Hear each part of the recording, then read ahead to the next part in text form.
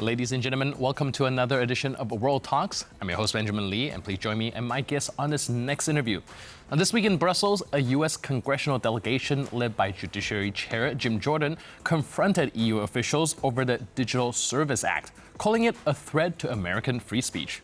Meanwhile, in Shanghai, China is spearheading an ambitious push for global AI governance, proposing a new international framework to rival US-led efforts. Meta's move to ban political ads in Europe also highlighted how global tech rules are colliding with platform policies. Joining us today on TVP World to unpack these tensions is Jakub Szymik, founder of CEE Digital Democracy Watch, a leading voice on digital regulation in Central and Eastern Europe, with a background in civic tech, policy analysis, and democratic innovation. Hello, sir, and welcome to TVP World. Hello, Ben. Thank you for having me. So we're looking at this objection from U.S. lawmakers regarding the Digital Service Act in the EU. Do they hold any kind of legality or legal weight internationally, and what are their core complaints?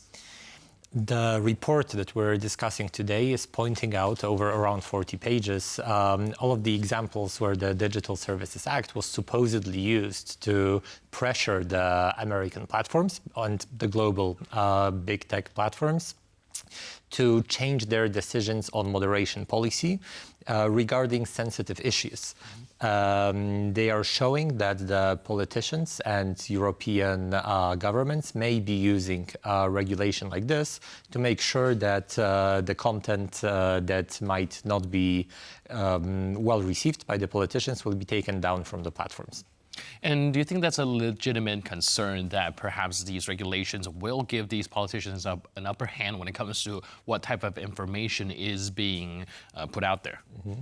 I think there are sensitivities to this, but I believe that the report, as it's framed, it's a bit overblown. It's showing a bit of pick and choose examples of how the DSA was being used or was advised to be used.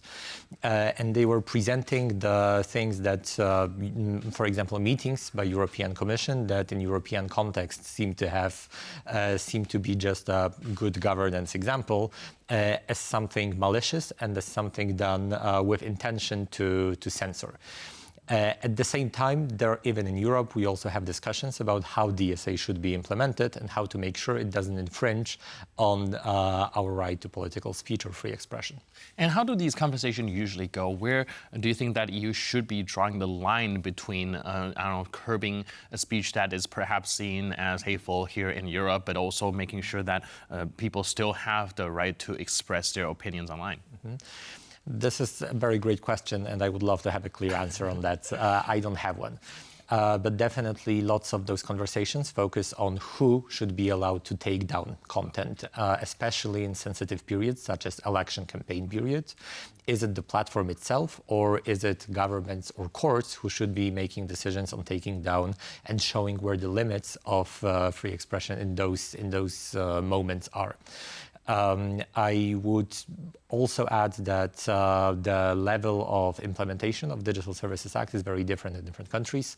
The DSA is connected to the local laws, so the local governments and their regulation are the guideline to what makes legal or illegal speech online. And I'm also looking at Meta's decision to hold political ads in the EU. Now, from what I gathered, I think they are being very cautious to not kind of step on any regulations, and they decided to just pull the whole thing out altogether to make sure, they don't trip over any landmines. Do you think that's a correct interpretation, or do you think there's more behind the decision? Mm-hmm.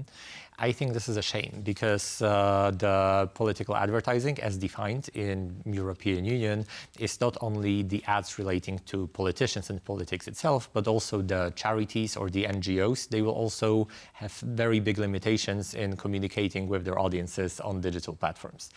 Meta is not the first one to take a decision like this.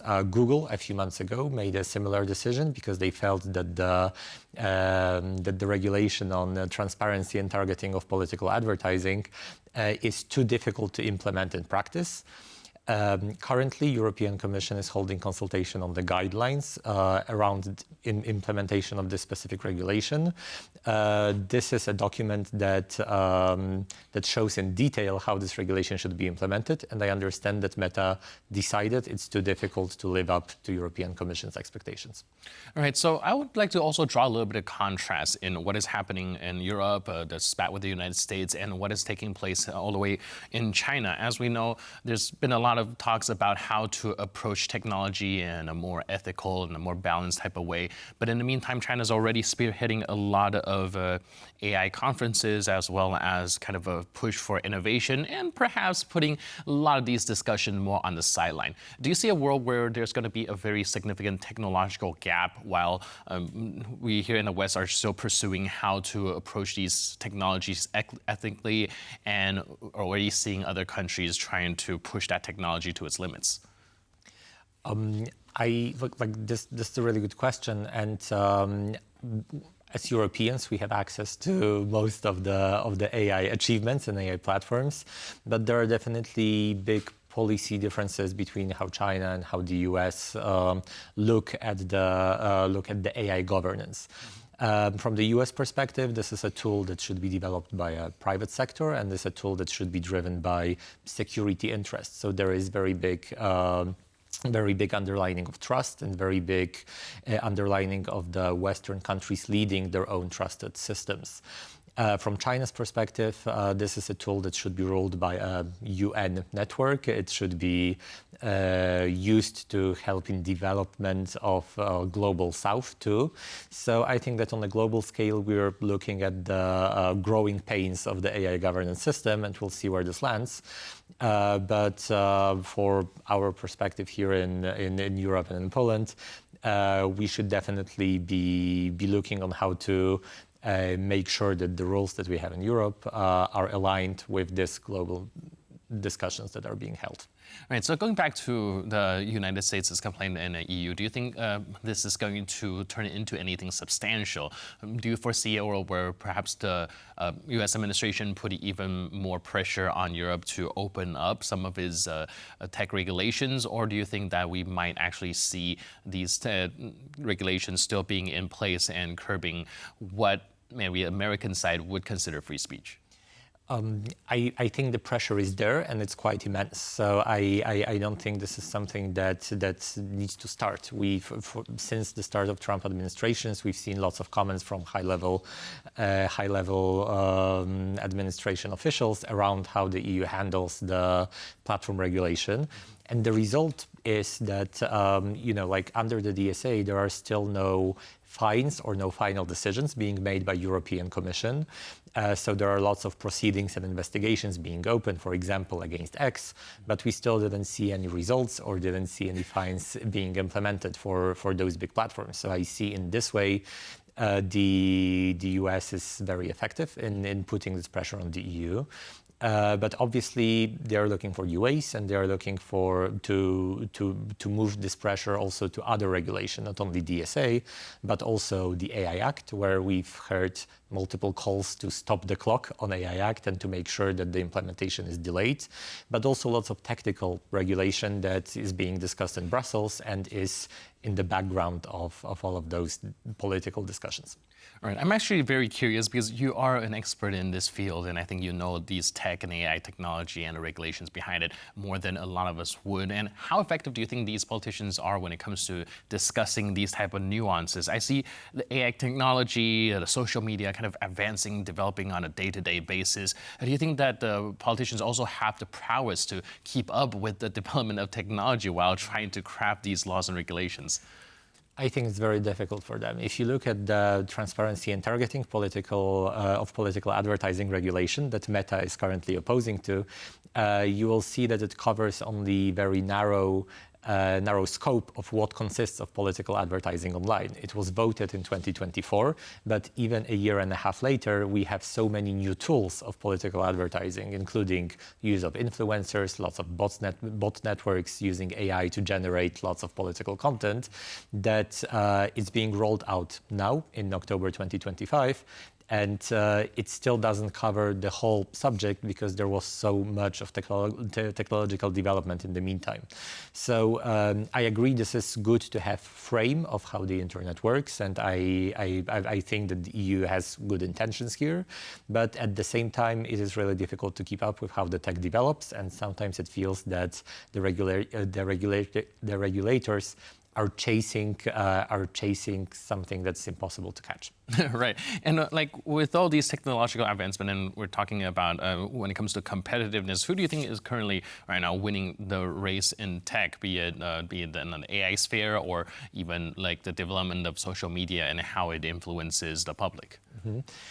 I think that EU is standing their ground, and this is good news for everyone based in Europe. That the system that the EU proposed is being rolled out across different member states, and we are seeing that Digital Services Act is only starting to bear fruit. When it comes to the US, obviously most of the platforms that we're using here in Europe are US based, are US funded, and this is definitely a big power they have that is becoming a political asset. Right. Now, one thing I find really interesting in this whole thing is how the digital governance model are kind of diverging between like various different continents, even though we are using the same World Wide Web. Do you think at some point there will be some disconnect? And for individual users, will there be kind of obstacles when it comes to how they communicate? Because, for example, if I'm from the States talking to someone in the EU, there's certain things I need to avoid, or like someone from China, perhaps they need to communicate in the US a different way because of the different regulations as seen by Meta, for example, pulling out of their political ads. Do you think that this might be a more widespread issue? Mm-hmm. I think, and I believe in a very utopian version of very open internet and internet that's the same to everyone around the globe.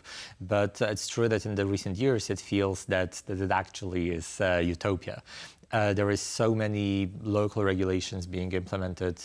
China obviously is a very different example. But at the same time as we're discussing those issues in the EU, the UK is rolling out Online Safety Act that requires users to verify their age and their data in case if they want to have access to adult content.